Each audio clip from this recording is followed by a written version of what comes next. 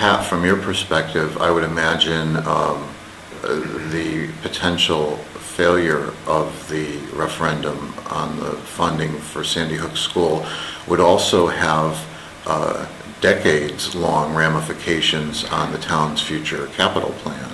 Oh, it very definitely would. There are a couple of points I would make here. One is, if we don't have this school funded in this fashion through this grant from the state of Connecticut, we are likely to face that circumstance in 10 years out or 5 years out when our population swing goes in the other direction, which we all know it's likely to do. So if we find ourselves in a couple of years from now having to support fully the cost of an elementary school because we didn't do this, we are also faced at the very same time with the need for a new police station. We've got hook and ladder needs. We have had a community center in the capital improvement pipeline for about 10 years. We desperately need a senior center. So all of those real capital needs are putting tremendous pressure on the resources of our community and will clearly affect the tax base.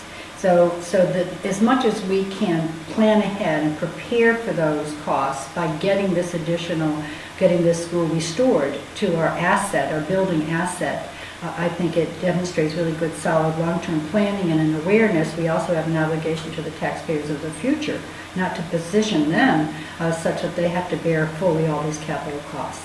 It's 70,000 square feet of brand new space that's going to be given to Newtown. And you add that to all the other space that we have, I think it's a vital resource. So in my mind, John, a yes vote will ensure that we maintain all of the town buildings in terms of the 7 schools. And that means we can maximize our planning options for the future. I think we can meet the future needs of Newtown in the most intelligent fashion.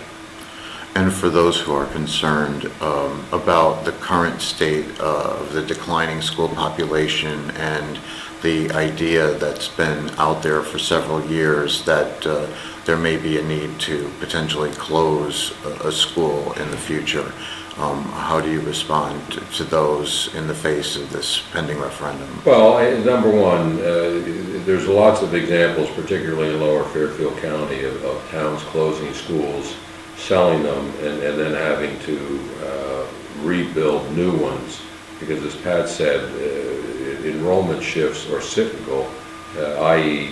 4,400 to 3,200, 3,200 to 5,900. I'm not suggesting we're going to turn around and go back to 5,900, but I think no one really truly knows, John, what the future, and I'm talking about 4, 5, 6, 7, 8 years out, because you get beyond 5, the kids impacting the birth rate aren't even born yet. And I think there's some exciting, productive times ahead for Newtown. So I just go back to, let us be returned to what we had.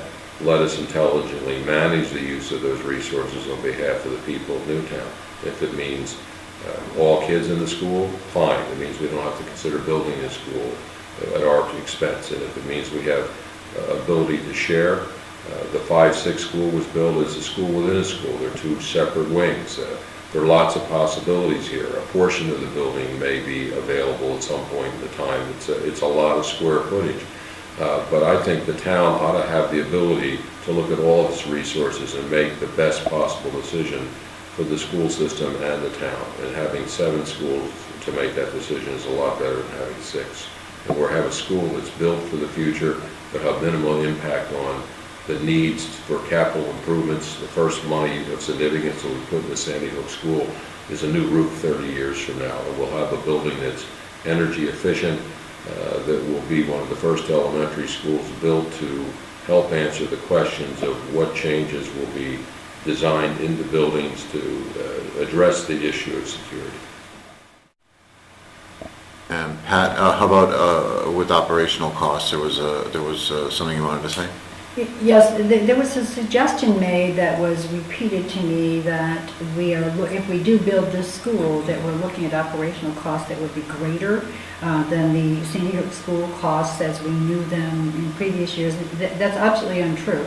First of all, we're replacing the same square footage, so 70,000 square foot existing now will be 70,000 square foot in the future, but it'll be much more energy efficient.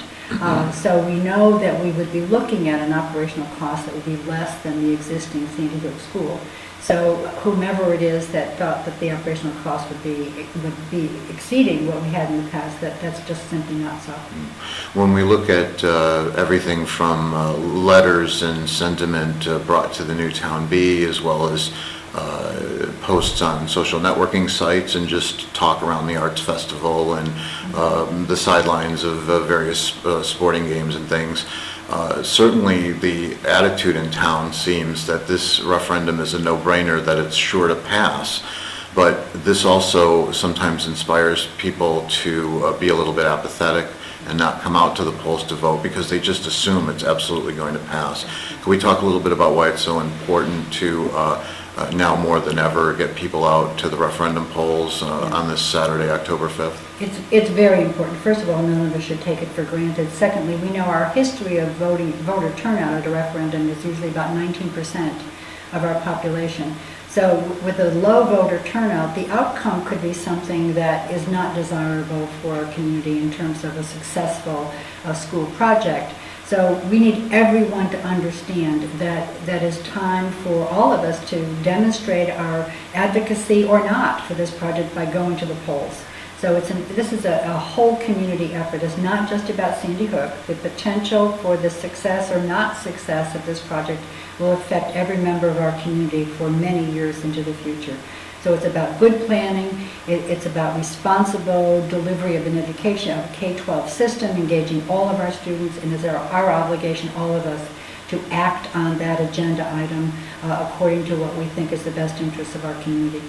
I think anybody that follows the news in our community realizes that the Board of Finance, the Legislative Council, the Board of Selectmen, and the Board of Education are not carbon copies of one another. They don't echo necessarily the same decisions related to spending. And I continue to return to the point, John, 28 to nothing.